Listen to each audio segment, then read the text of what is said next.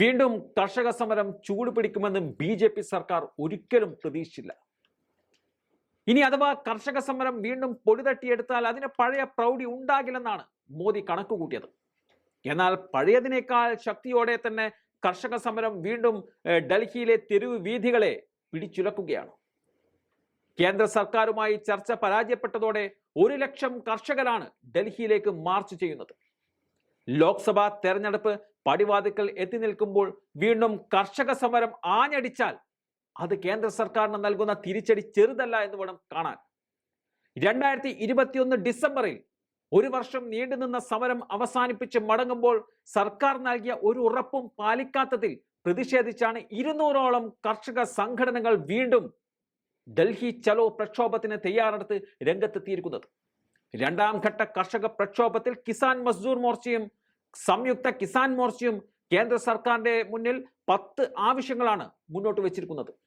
ഈ ആവശ്യങ്ങൾ അംഗീകരിച്ചില്ലെങ്കിൽ ഡൽഹിയിൽ ജനജീവിതം സ്തംഭിപ്പിക്കുമെന്നതാണ് കർഷകർ മുന്നറിയിപ്പ് നൽകിയിരിക്കുന്നത്. ഇന്ത്യൻ കാർഷിക മേഖലയെ പൂർണ്ണമായും ദുരിതത്തിലേക്ക് തള്ളിവിടുന്ന നിയമനിർമ്മാണങ്ങൾക്ക് താൽക്കാലികമായി തടയിടാൻ 2020-21 കാർഷിക പ്രക്ഷോഭത്തിന് സാധിച്ചുവെങ്കിലും കാർഷിക മേഖലയിലെ അടിസ്ഥാന പ്രശ്നങ്ങൾ പതിറ്റാണ്ടുകളായി പരിഹരിക്കപ്പെടാതെ കിടക്കുകയാണ്.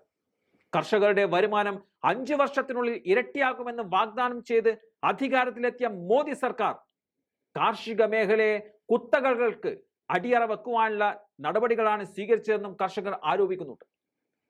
കാർഷിക മേഖലയിലെ പ്രശ്നപരിഹാരത്തിന് അടിയന്തരമായി ചെയ്യേണ്ടത് നിലവിലുള്ള മിച്ചഭൂമിയും തരിശുഭൂമിയും ഭൂരഹിത കർഷകർക്കിടയിൽ വിതരണം ചെയ്യുകയാണ് എന്നതാണ്. 50% ഗ്രാമീണ കുടുംബങ്ങളുടെ കൈവശം 3% ഭൂമി മാത്രമാണ് ഇപ്പോൾ ഉള്ളത് എന്ന് അറിയുമ്പോഴാണ് കേന്ദ്ര സർക്കാരിന്റെ കർഷക വിരുദ്ധ നയങ്ങൾക്ക് ഒരു മാറ്റവുമില്ല എന്ന് മനസ്സിലാക്കാൻ സാധിക്കുന്നത്. ആദിവാസി ഗോത്ര വിഭാഗങ്ങൾക്കും പശു വളർത്തൽ ഉപജീവനമായി സ്വീകരിച്ചവർക്കും വനങ്ങളിലേക്കുള്ള മേച്ചിൽ അവകാശങ്ങളും പൊതുഭൂമിയിലേക്കുള്ള അവരുടെ പ്രവേശനവും ഉറപ്പ് വരുത്തേണ്ടതാണെന്നും കർഷകർ സർക്കാരിനോട് ആവശ്യപ്പെട്ടിട്ടുണ്ട്. 1 വർഷത്തിൽ ശരാശരി ഇന്ത്യൻ കർഷകന്റെ വരുമാനം 77,124 രൂപ അല്ലെങ്കിൽ പ്രതിമാസം 6,427 രൂപയാണെന്ന് സർക്കാർ സർവേകൾ കാണിക്കുന്നുണ്ട്. അവരുടെ പ്രതിമാസ ചെലവ് 6,223 രൂപയാണെന്നാണ് സർക്കാർ പറയുന്നത്.